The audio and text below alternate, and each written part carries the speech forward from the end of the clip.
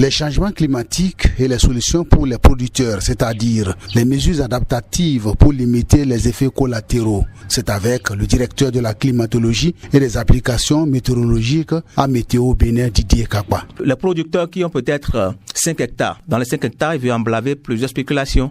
Il veut emblaver par exemple du haricot, il veut emblaver par exemple du maïs, il veut emblaver le coton. En voulant faire les semis, ce n'est pas trop bien de semer ça au même moment. C'est-à-dire, je prends juste une seule spéculation. Si je prends par exemple le maïs, ce n'est pas bien, même s'il a de la main d'œuvre, qu'il prenne le même jour pour semer 2 hectares. Parce que avec le changement climatique, s'il fait ça et qu'il ne pleut pas régulièrement, ça veut dire qu'il perd tout.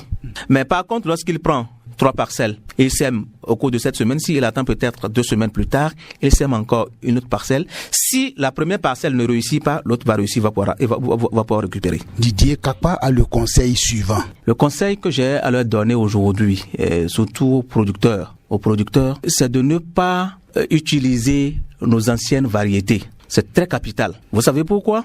Par le passé, moi je suis fils de paysan. Lorsque nous faisons le maïs par exemple, on met une partie de côté, d'accord? Et c'est ça qu'on utilise pour ressemer au cours de la saison à venir. Aujourd'hui, avec le contexte de changement climatique, ça ne marche plus. J'ai juste pris l'exemple de maïs. Il y a beaucoup de spéculations comme ça.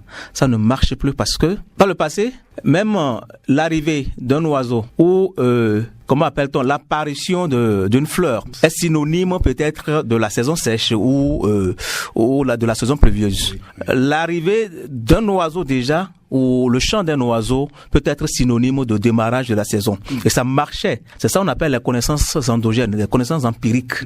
Mais aujourd'hui, ces connaissances empiriques font preuve d'une compétence notoire pour la maîtrise de la saison. On est d'accord.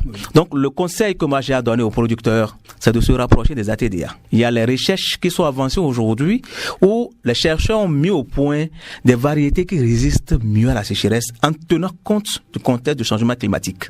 Lorsqu'un paysan ne veut pas croire à ce que je suis en train de dire, il peut faire l'exemple. Il n'a qu'à prendre le maïs qu'il a semé l'année passée et qu'il a récolté et qu'il a mis de côté et aller au CADER, au niveau des ATDA, prendre un tongolo de maïs. Il n'a qu'à semer ça. Il n'a qu'à semer à côté de l'autre qu'il a semé. Il viendra vous dire ici que ce qu'il a pris au niveau de CADER a plus donné que ce qu'il a semé, ce qu'il a pris dans son grenier lui-même. Tout simplement parce que lorsqu'il arrive que la quantité d'eau qu'on enregistre par exemple n'est pas suffisante, la variété qu'il a prise au niveau du CADER peut résister encore pendant que l'autre meurt déjà. Vous voyez? Ce n'est pas seulement le maïs, il y a beaucoup de spéculations comme ça. Rappelons que Didier Kakpa est le directeur de la climatologie et des applications météorologiques à Météo Bénin.